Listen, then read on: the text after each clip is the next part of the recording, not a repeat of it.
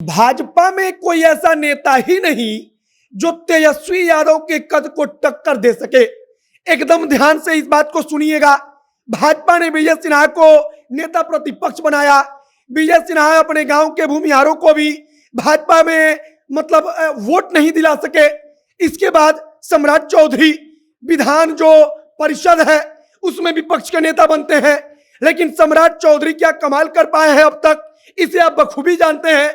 और तेजस्वी यादव अपने जमात में या जो उनका वोट बैंक है उसमें किस कदर हावी है, इसका भी अंदाजा आपको बखूबी है।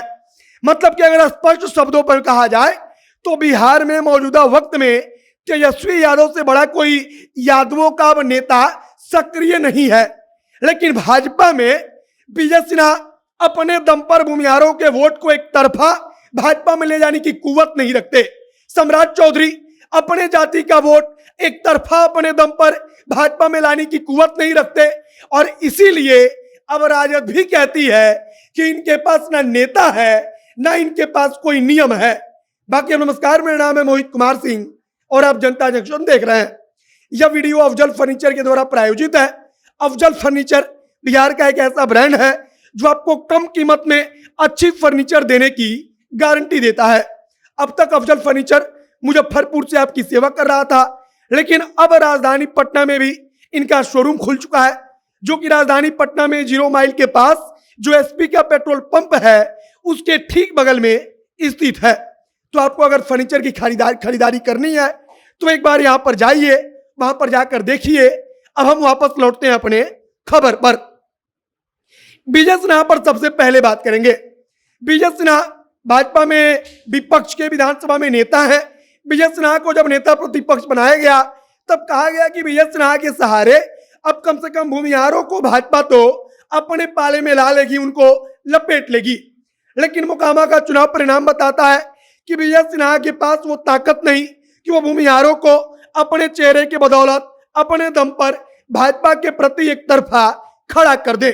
अब विधान परिषद में जो नेता प्रतिपक्ष है सम्राट चौधरी, उनको उनकी जाति के कितने लोग उनके कहने पर भाजपा के लिए वोट देंगे, इसके बारे में आपको भी पता है।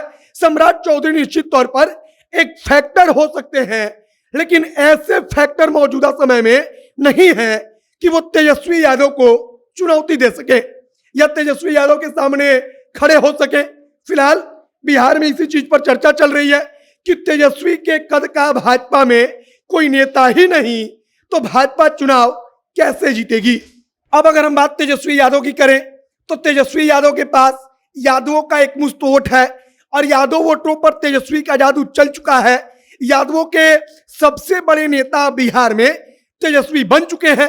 तो कुल मिलाकर भाजपा के पास वाकई में तेजस्वी के बराबर का कोई चेहरा ही नहीं है। कोई चेहरा है तो वो अपनी जाति के वोट को ही भाजपा में ट्रांसफर नहीं करा पाता। तो इसीलिए चर्चा तेज है कि आखिरकार तेजस्वी को भाजपा कैसे टक्कर देगी। आगे आने वाले चुनाव में कोई ऐसा चेहरा भी नहीं दिखता जिसको मुख्यमंत्री पद का उम्मीदवार घोषित करके भाजपा बिहार में कोई बड़ा चमत्कार कर दे।